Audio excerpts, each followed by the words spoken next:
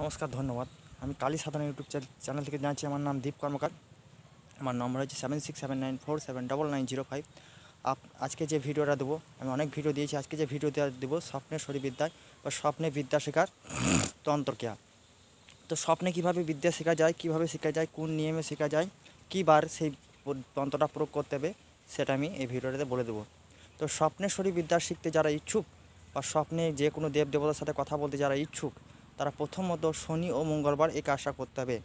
প্রথমত শনি ও মঙ্গলবার 5টা জবা ফুল তুলে নিয়ে আসতে হবে।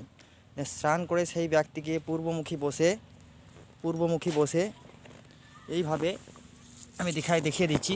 এটা গেঁদা ফুল দেখিয়ে দিচ্ছি। এইভাবে 5টা জবা ফুল 5 দিকে রাখতে হবে।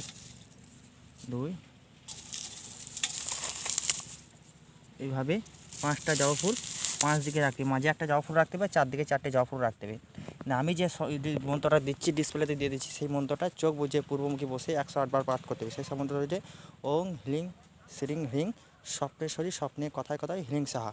ওং হ্রিং শ্রিং হ্রিং স্বপ্নেশ্বরী স্বপ্নে কথায় কথায় হ্লিং সাহা। এই মন্ত্রটা ডিসপ্লে দিচ্ছি। ওং হ্রিং শ্রিং হ্রিং স্বপ্নেশ্বরী স্বপ্নে কথায় কথায় হ্লিং সাহা।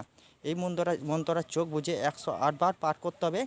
পাঠ করার পর মাঝের ফুলটা যখন রাত্রে ঘুমোবে, বালিশের তলাতে নিয়ে ভরে ঘুমোতে হবে। তো বালিশের তলাতে নিয়ে ঘুমানোর পর ঠিক 2-3-4 ঘন্টার পর স্বপ্নে যাকে নিয়ত করে আপনি এই কাজটা করবেন, মনসহ কালী হোক, সেই দেবতা বা সেই দেবী আপনাকে স্বপ্নের মাধ্যমে কথা বলবে, আপনাকে স্বপ্নের মাধ্যমে বিদ্যা শেখাবে। তো নমস্কার, ধন্যবাদ। এই এই এই প্রয়োগটা করবেন, 100% কাজ হবে। আর কোনো সমস্যা হলে আমাকে 7679479905 এই নম্বরে ফোন করে জানাবেন।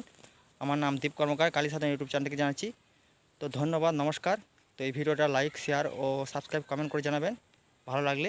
তো এটা করবেন, এই প্রয়োগটা 100% কার্যকর হবে। গুরুমুখী বিদ্যা দিলাম। তো নমস্কার, ধন্যবাদ, থ্যাংক ইউ।